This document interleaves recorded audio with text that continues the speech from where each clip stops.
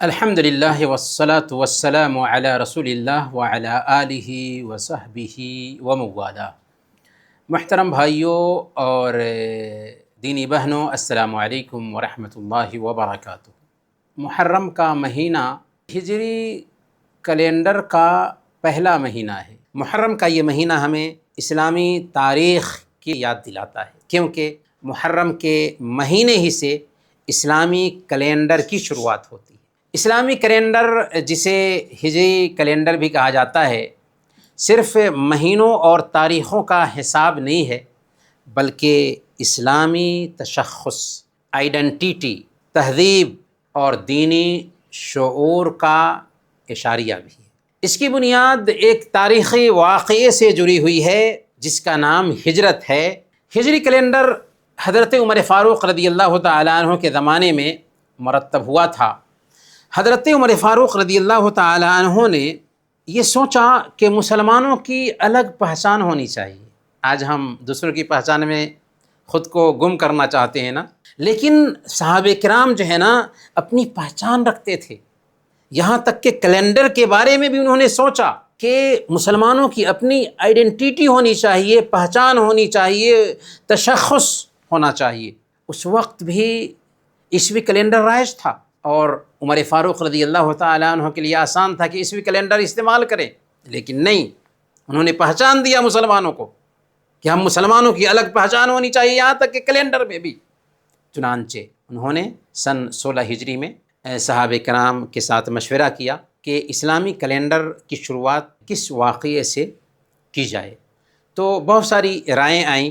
کسی نے اللہ کے نبی صلی اللہ علیہ وسلم کی پیدائش سے شروع کرنے کا مشورہ دیا، کسی نے اللہ کے نبی صلی اللہ علیہ وسلم کی بعثت سے شروع کرنے کا مشورہ دیا، کسی نے اللہ کے نبی صلی اللہ علیہ وسلم کی وفات سے کیلنڈر شروع کرنے کا مشورہ دیا۔ لیکن حضرت علی رضی اللہ تعالیٰ عنہ کی رائے یہ تھی کہ اس کیلنڈر کی شروعات اللہ کے نبی صلی اللہ علیہ وسلم کی ہجرت سے ہو، اور یہی رائے راجح ٹھہری، کیونکہ اس ہجرت کے ذریعہ حق اور باطل کا فرق سمجھ میں آیا تھا، اور اس ہجرت کے بعد ہی مسلمانوں کو امن اور سکون ملا تھا، اسلامی ایک ریاست قائم ہوئی تھی۔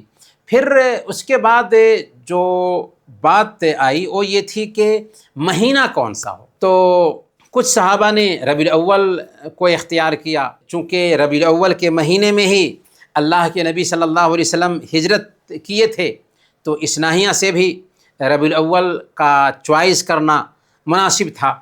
بعض صحابہ نے کہا کہ نہیں، رمضان کے مہینے سے مہینے کی شروعات ہو، لیکن حضرت عمر فاروق، حضرت عثمان اور حضرت علی رضی اللہ عنہم اجمعین کا اتفاق ہوا کہ محرم سے ہی اسلامی سال کی شروعات کی جائے۔ محرم سے کیوں؟